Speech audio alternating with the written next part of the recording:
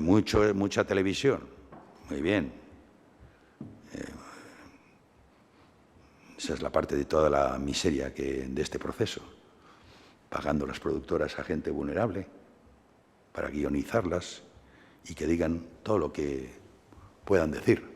Porque, claro, en este caso ya tendremos, no sé si tendrá alguna oportunidad final, si es un caso claramente mediático, juzgado hace tiempo, con condena clara. ¿Cuándo conoce a Víctor de Aldama? ¿En qué circunstancias? Pues no tengo una fecha precisa y permítame la ironía, nada que celebrar, por lo tanto es difícil que me acuerde. Yo tengo la impresión de que fue en el último trimestre de 2018, posiblemente en torno a septiembre, octubre, no sé precisar cuándo. Sé que fue una presentación como muy apresurada por parte de Koldo y yo recuerdo que me estaba subiendo al coche. Pero no puede ser el 31 de agosto, de eso estoy seguro, como dice el informe de la UCO y se ha establecido aquí ya como una fecha. Y no puede ser porque el 31 de agosto, no porque tenga yo una gran memoria respecto de ello, ni haya podido tener acceso a mis agendas, porque estoy en la cárcel y por lo tanto mi acceso a las fuentes es muy limitada, tremendamente limitada. Pero curiosamente, releyendo los informes de la UCO, que eso sí que lo tengo, es la propia UCO la que dice que yo estaba en Londres en esa fecha. Así es que me sorprende esa contradicción, que por un lado la UCO me sitúe en un vuelo que tampoco sé por qué.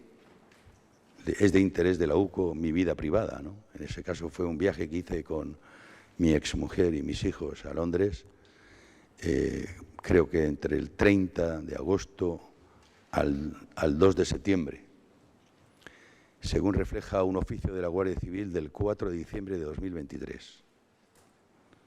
Insisto, no sé por qué era de interés para la UCO en un momento en el que yo no estaba ni remotamente investigado porque ni siquiera se habían producido las detenciones de febrero del 24.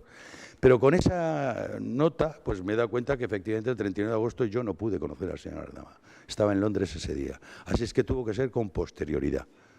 Es más, en ese viaje, y es por eso por lo que merece para la UCO la atención de ese viaje, es porque me acompañaba de escolta el hermano señor de Aldama, Rubén Aldama. La excusa que se ha puesto para decir que se me investigaron alojamientos y ese mismo viaje, porque me acompañaba Rubén de Aldama, pues si hubieran empezado por lo obvio, y es que Rubén de Aldama me acompañaba porque era mi escolta, y Rubén de Aldama en cualquier caso tampoco estaba investigado, con lo cual parece un poco una excusa, no sé, no encaja esa investigación. Pero fue allí que nos acompañó de seguridad solamente este escolta y desarmado, recuerdo además, porque no admitían armas, de esa anécdota me acuerdo, y Koldo. Y fue en ese tiempo, yo en aquella época no sabía ni que era su hermano.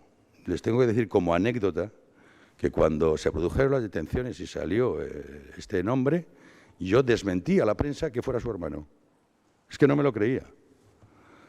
Nunca lo supe, pero sí, ya sé que es el hermano, sí, ahora me di cuenta. Pues mi relación sentimental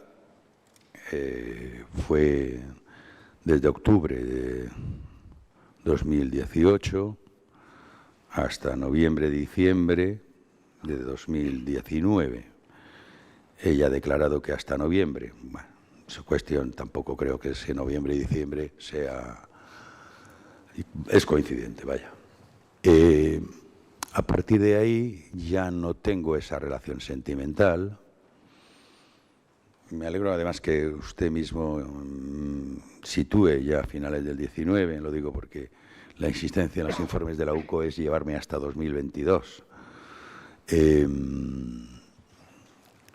Y a partir de ahí, yo no me acordaba bien de los encuentros, pero tal como ella declaró, de vernos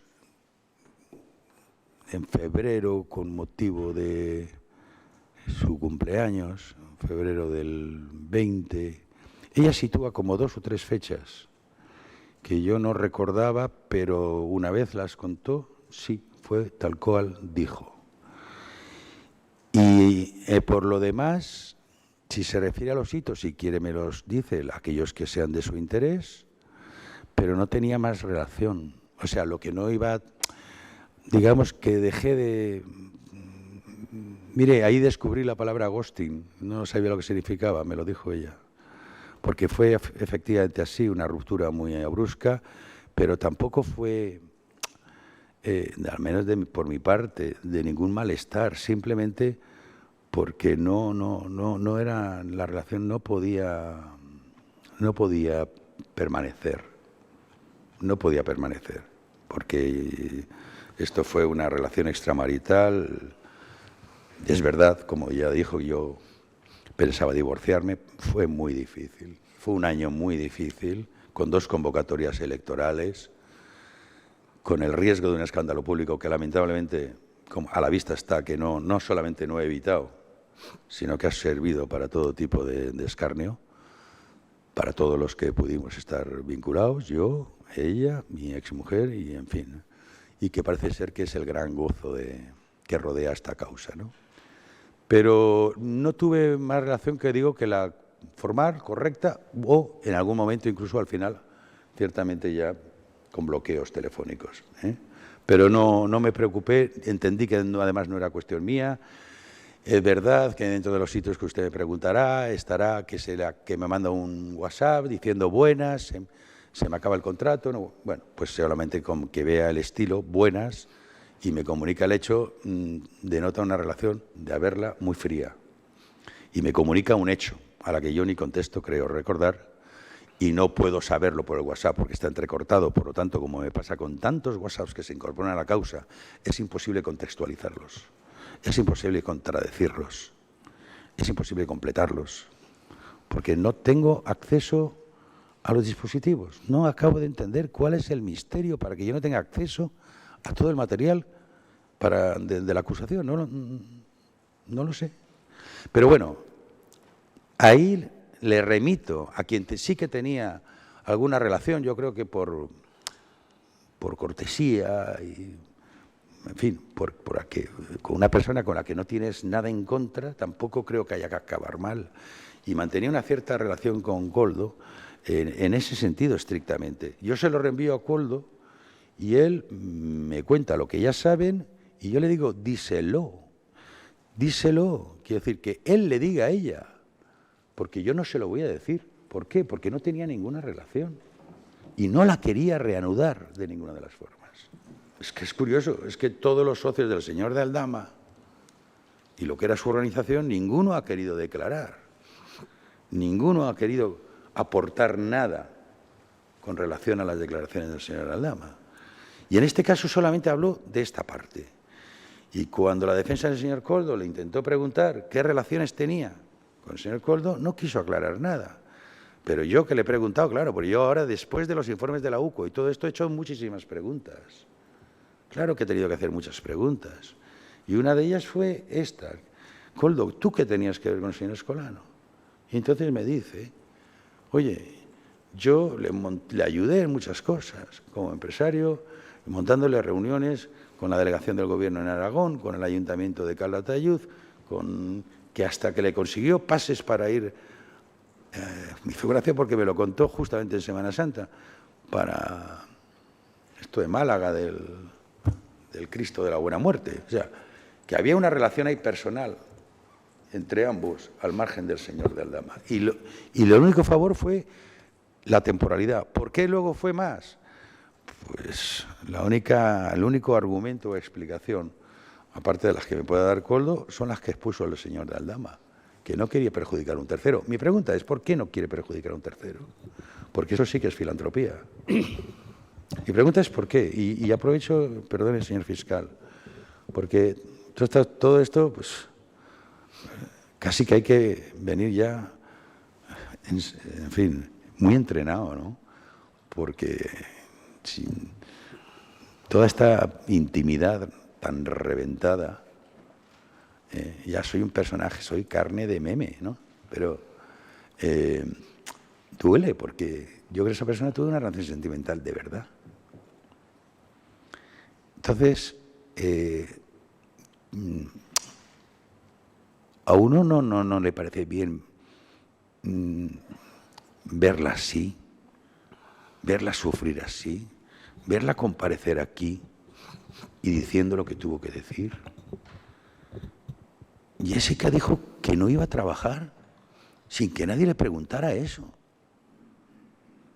Dijo que cobraba sin ir a trabajar sin que nadie le preguntara eso. Y que había elegido el apartamento. ¿Alguien le preguntó por eso?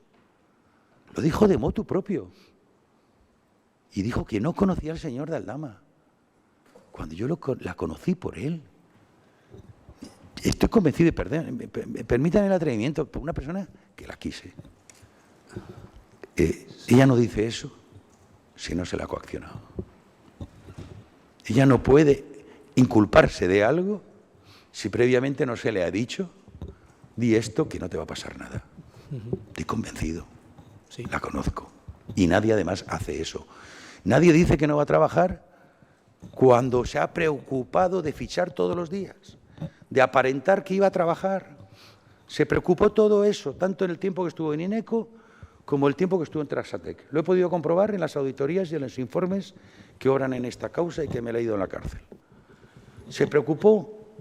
Para la empresa no constaba que no fuera a trabajar. ¿Por qué lo dices? ¿Por qué te autoinculpas? Yo no pude hablar con ella antes. Me bloqueó. Y una persona que ha sufrido toda la campaña de desgaste desde el primer día,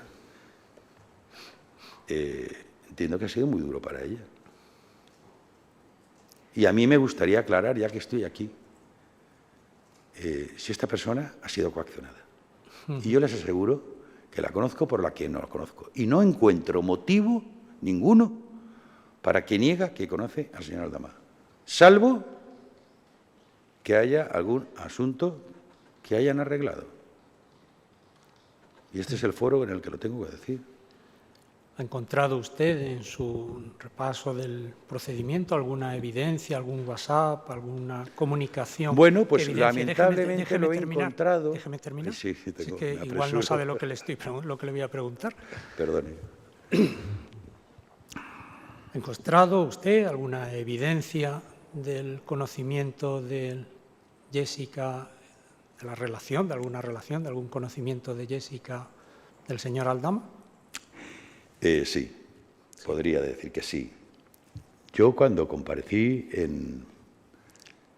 ante el juez instructor, me preguntó si había estado en un piso de la calle Atocha, 25, ya se ha hecho famoso.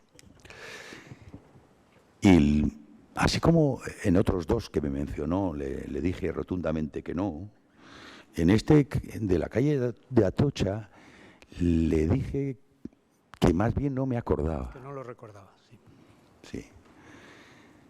Sí. Cuando posteriormente se publicó en un digital las imágenes del interior de ese apartamento, reconocí las fotos porque es que es curioso, porque tiene una chimenea, no es fácil de distinguir. Y entonces recordé que Jessica, con ocasión de mi cumpleaños, me había mandado un WhatsApp con una especie de vídeo recopilatorio de imágenes de nuestra relación, que decía en el inicio, aquí empezó todo, con una foto suya delante de esa chimenea. Y es gracioso porque eso está en mis dispositivos. Yo no tengo acceso a él, pero el español sí que puede tenerlo.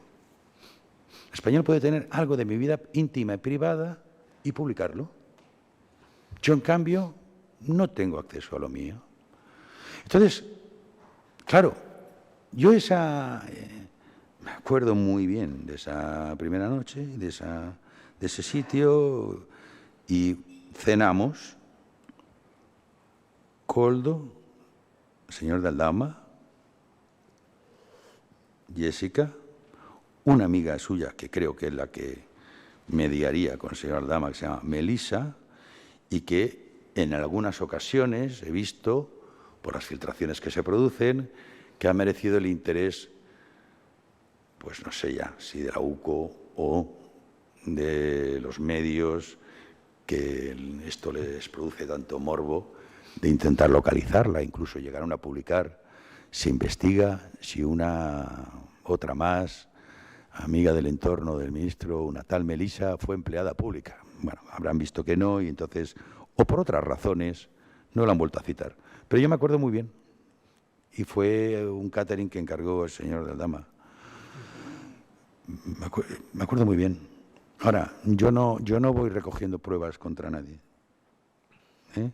Tampoco es verdad que volví a coincidir más con Jessica, y yo creo que a Jessica la relación le vino por esta otra persona que he citado antes. ¿Le informó a usted de Jessica Rodríguez que se había dejado de pagar el piso a principios de diciembre del 2020? Pues de eso no me acuerdo, si fue a mí, si fue a Koldo, si me dio copia a mí, no recuerdo muy bien ahora mismo. Pero sí que he visto en la causa que hay movimientos de que se deja de pagar, de que quien paga, de que se vuelve a pagar, incrementando 100 euros, creo que es ese episodio, ¿no? Sí, no recuerda. No participé en nada, le aseguro que no participé, ni estaba yo para participar, ni tampoco me veía en la obligación, por más que hubiera tenido una relación.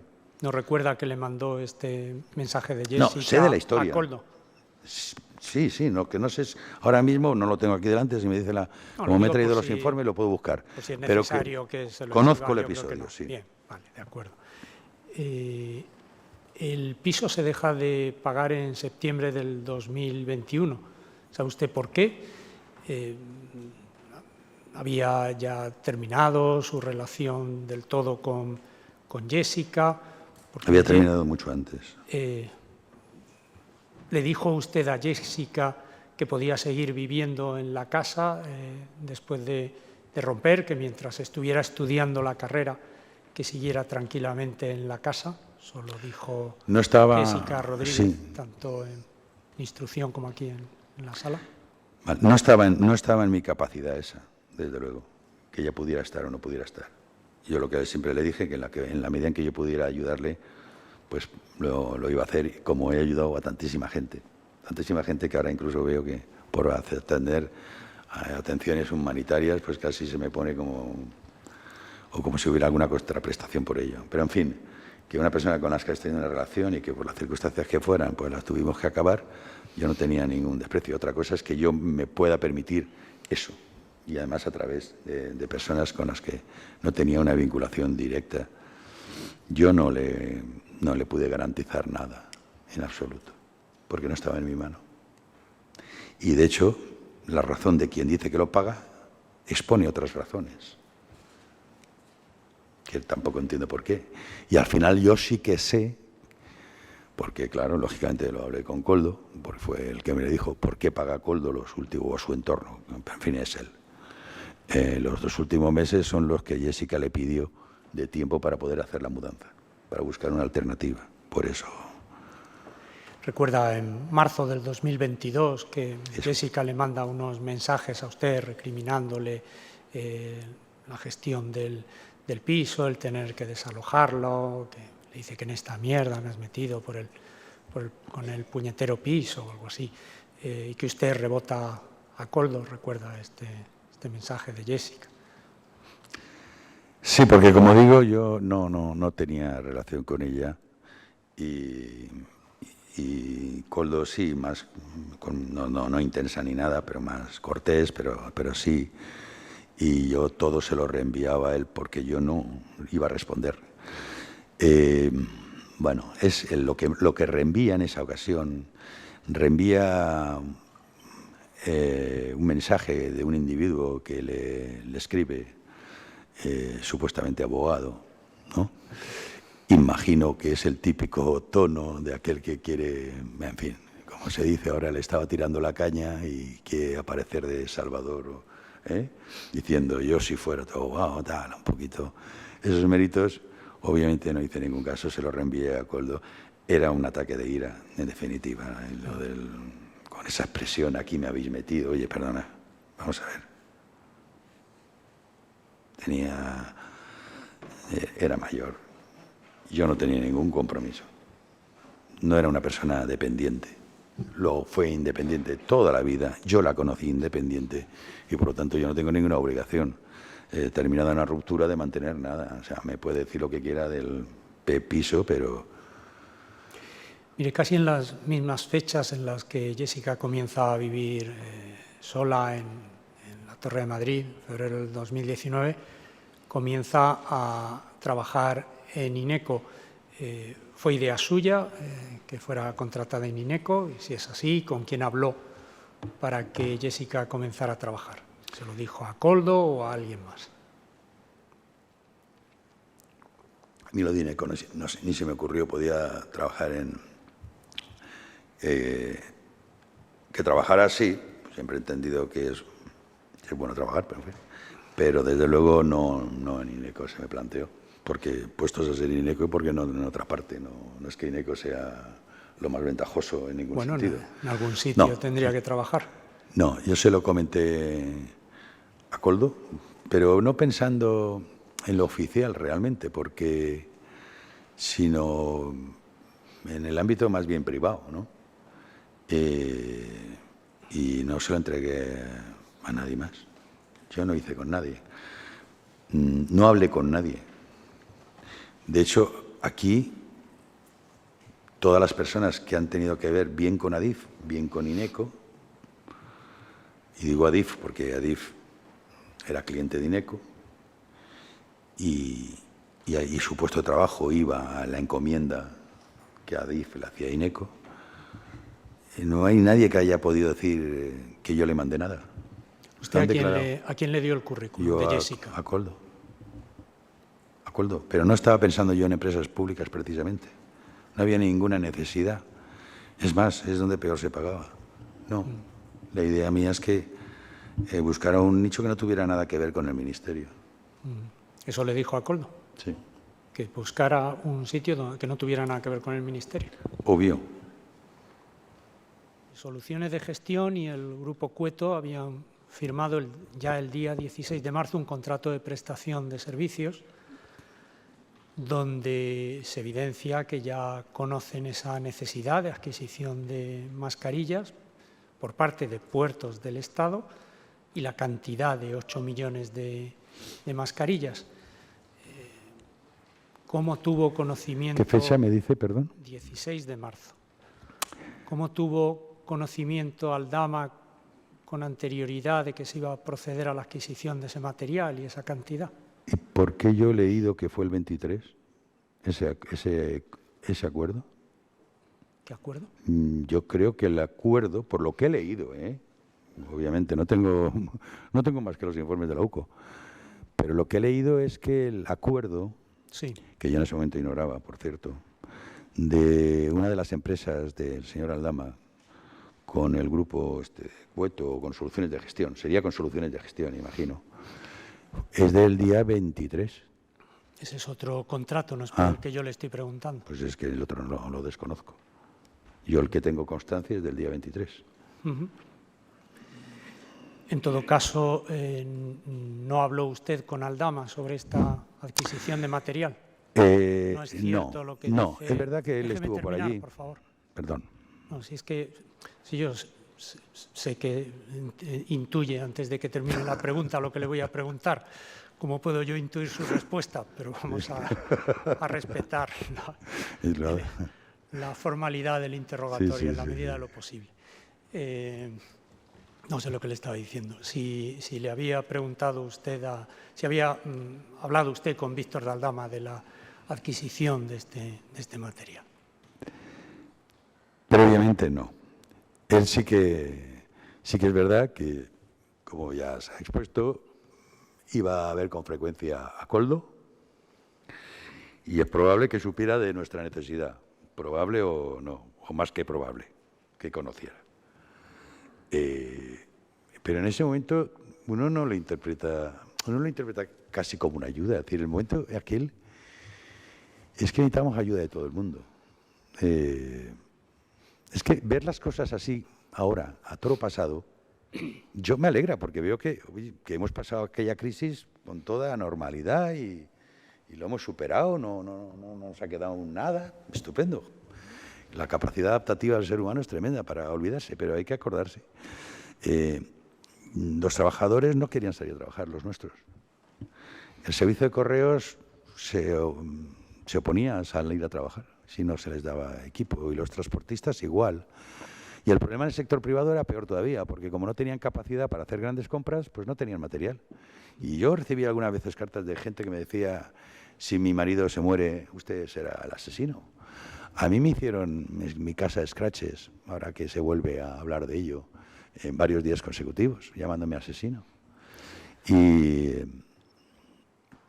la desesperación nuestra era tremenda. Yo formaba parte del comité de seguimiento del coronavirus todos los días e iniciaba mi jornada en Moncloa. En el camino no había nadie. Eran días grises, los recuerdo. Y sabe, empezaban ahí a hablar un poco del día. ¿Sabe dónde yo me iba a mirar? A la casilla de muertos. Bien, era imparable. Sí, ¿Sabe quién nos habló de movilidad? Un señor que venía de Harvard, un español que venía de Harvard. No teníamos ningún estudio de movilidad en este país. Y por Facebook nos pudo decir, mire, esto es el nivel de movilidad que hay en España. O paran la movilidad o la pandemia no termina nunca. En ese nivel de tensión vivimos. Lo digo porque parece que ahora que estábamos todos que vamos a hacer una convocatoria, vamos a dejar 15 días para que presenten ofertas. Ya había legislación para ello. Y lo voy a decir abiertamente. Como abiertamente la propia Fiscalía también se ha pronunciado, su Fiscalía. La preselección se podía hacer perfectamente y es legal. Y no digo que lo hubiera, pero hay que advertirlo ya, que es que la legislación permitía eso. Y la orden lo que trata es de mandatar que se produzca a la adjudicación. Yo no traté con nadie, no lo he hecho en ningún contrato de todo el Ministerio. Me llamaba la atención, porque yo no sabía tampoco cuántos contratos hizo el Ministerio, pero según el informe de la UCO, de 10.500 y pico contratos que se hicieron en mi mandato, solamente me interesaba la fiscalización de uno. No sé por qué. Hombre, pues diré, porque será porque el único que me han denunciado. Tendré interés en saber, ¿no? ¿Qué opina el Tribunal de Cuentas con el sobre aquel que me interceptaron? En esa fecha no le había denunciado a nadie. ¿Cómo que no? ¿Cómo que no? ¿Cuándo se interceptó el sobre? No. ¿A usted? ¿A usted? No. Un sobre que iba para mí. No, pero que se interceptó. Pero que a usted no se le había denunciado. Consecuencia de una llamada telefónica, no nos hagamos aquí. Si yo tengo intervenido el teléfono, tengo aquí un sobre del subsecretario de Transportes para el señor Ábalos, a la sazón en ese momento, presidente de la Comisión de Interior del Congreso de los Diputados, y mandan una patrulla para ver qué hay en el sobre, pues hombre, no hace falta entrar ni en la distinción si iba o no iba el nombre. Ya se sabía para quién era. Y ahí aparece el informe de fiscalización del Tribunal de Cuentas de noviembre del 22. ¡Qué decepción! ¡Qué decepción! ¡Qué decepción! Porque al oír la palabra sobre, ya sabemos, por lo que dice en la jerga, sobre es dinero. Pero mire, la única vez que se intenta demostrar que es un sobre, resulta que era un informe de fiscalización. Otro sobre, y ya aprovecho, no es su pregunta, lo siento, otro sobre dice que en el sobre van 300 euros. Pues una forma eufemísticamente de hablar de sobres como dinero, si van 300 euros. Y el tercer sobre, que menciona la UCO, son apuntes de la facultad. Me he perdido. He perdido, pero sí, bueno. Yo también un poco. Yo la pregunta antes de que usted explicara la situación que todos recordamos durante la pandemia, la pregunta que yo le había hecho era más clara, más precisa, era si el señor de Aldama, en esos días previos a la orden ministerial, perdón, a la declaración del estado de alarma, había estado en el Ministerio y usted le había transmitido su preocupación por la necesidad de abordar la contratación de un volumen importante de mascarillas.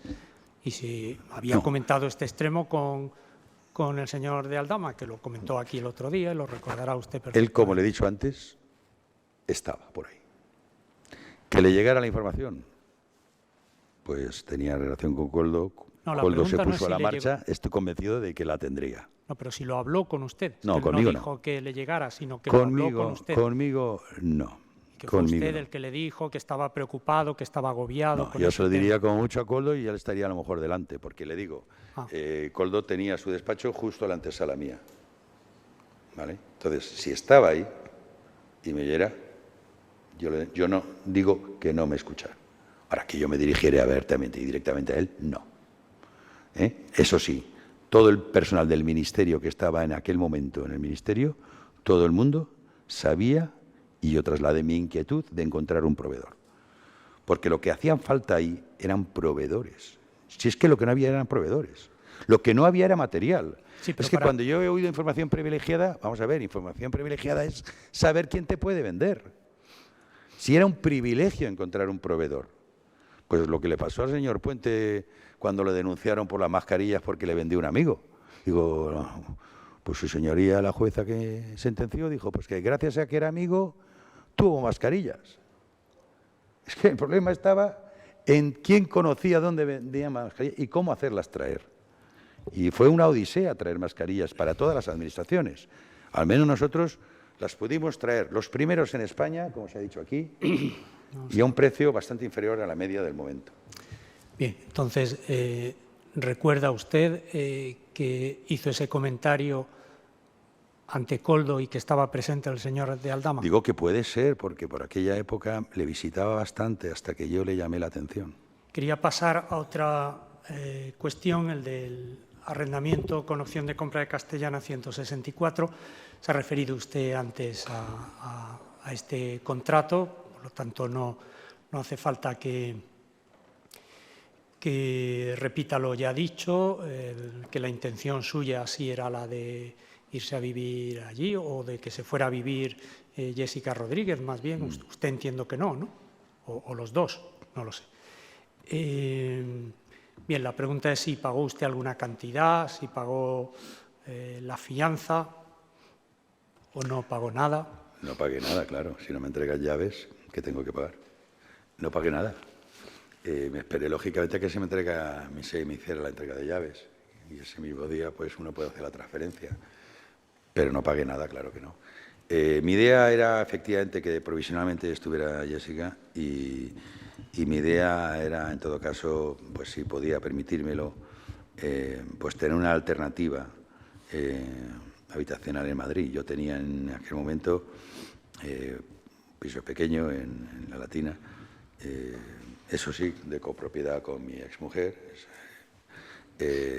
Estaba bien para la condición que yo lo tenía, que era de diputado en 3 semanas, pero no era para vivir habitualmente. Y estaba buscando eso, de cara también al futuro. En esa ocasión, pues me venía bien también por Jessica, pero más allá de Jessica también mi intención era mirar algo, ¿no? Y es de las cosas que me planteé al poco de estar ministro, ¿no? Mi intención entonces, pues era seguir desarrollando mi actividad en Madrid, cosa que con el tiempo pues me ha tocado volver a mi tierra, ¿no? Bueno, de momento estoy en Madrid.